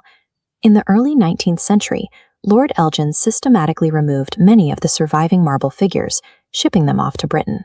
In just seconds, a single tactical decision destroyed the structural perfection that 2,000 years of earthquakes, fires, and wars had failed to bring down. Today, the shattered structure faces a much slower enemy. Completely surrounded by the sprawling modern city of Athens, the exposed marble has absorbed decades of heavy urban pollution and acid rain. To make matters worse, the people who first tried to fix the ruins accelerated the decay. They are currently executing a €70 million project to carefully dismantle those early repairs and extract the rusting iron. Modern engineers are fighting on two fronts, trying to protect the stone from the modern atmosphere while undoing the well-intentioned errors of the restorers who came before them. To get it right this time, archaeologists are mapping every single loose fragment on the Acropolis, using high-resolution laser scanning and 3D imaging. They are even cross-referencing 19th century plaster casts held in museums. Because these casts were molded before the worst of the modern acid rain, they preserve microscopic surface details that have long since melted away from the actual stone. Computers identify exactly where each broken shard belongs, allowing the team to slide the original pieces back into their exact structural positions. It has taken over 40 years of continuous labor to repair the damage from a single artillery shell. The Parthenon has become a physical record of human extremes, proving how quickly the tools of war can obliterate a masterpiece, and how much time, technology, and sheer willpower it takes to put the pieces back together. Wow. That's pretty impressive. So I had not watched that yet, but that's Notebook LM at its best. And what I've found that you can do now is right here, just ask it to make, and what I asked for, I think in this case, in fact, you can now take a look at this now. You can view the prompt. They got rid of the prompt for a little bit, but here's all the sources. And Nova. And you can now fork and clone public ones into your own. Right. And you can go to Gemini and ask questions over in Gemini to this plethora. Everything's of coming together. Yep. So it's all coming together, and it's taking its sweet time. I don't think we have quite the time for this one. This one was a really interesting one. Maybe I'll just play it. What do you think? I think we'll save that one for next time. Okay. Yeah. This is about the verb of the modern day relationship. So this is about life is a verb. Yeah. We're gonna save that for next time. We gotta leave him wanting just one more thing. Yeah. It's and then this is about cloning yourself and about after death and all that kind of stuff. So definitely going to save this for next week. And then this is just beautiful. This is about talking to the animals and the ways that we're doing it. This is the project I'm working. This is literally what it was like sonogramming that whale. Of course, not quite as cool, but yeah. Should we do it one more time next week, Rick? Yeah, one more time, baby. We'll do it one more week time. 52 coming up next week. And that's it. So stay tuned. That'll be our final episode. I'm just guessing. Not going out, not flying anywhere internationally in the next 7 days. Well, probably, but I got to be back in school, so I got to do that stuff too. Yeah. So it's definitely exciting stuff, and then I'm going to be coming back, doing a lot more training, and maybe I do something with you guys at AI Salon, and then we archive it here with downloadables. My whole thing is you want to walk away with something, just like the Notebook LM, this thing. I've updated this, and I have not deployed the latest version. It's streamlined a little bit, and I'm also testing them out to find even better ones that exist here. So stay tuned. Stay tuned. And until next week, I'm Brandon, the producer. AITV, baby. We did it He's again. Rick, the AI guy. And as Rick says... We just go off the air. No, we're still here. As Rick says... Namaste.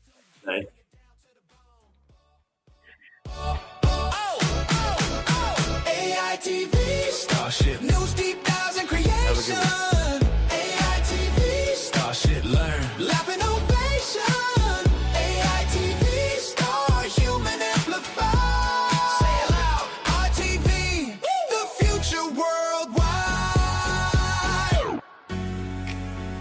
not what I can do for you. But what you can do with AI, we're the dangerous people who get stuff done. And show you you can too. Imagine a beautiful world. With you, we can make it come true. AI.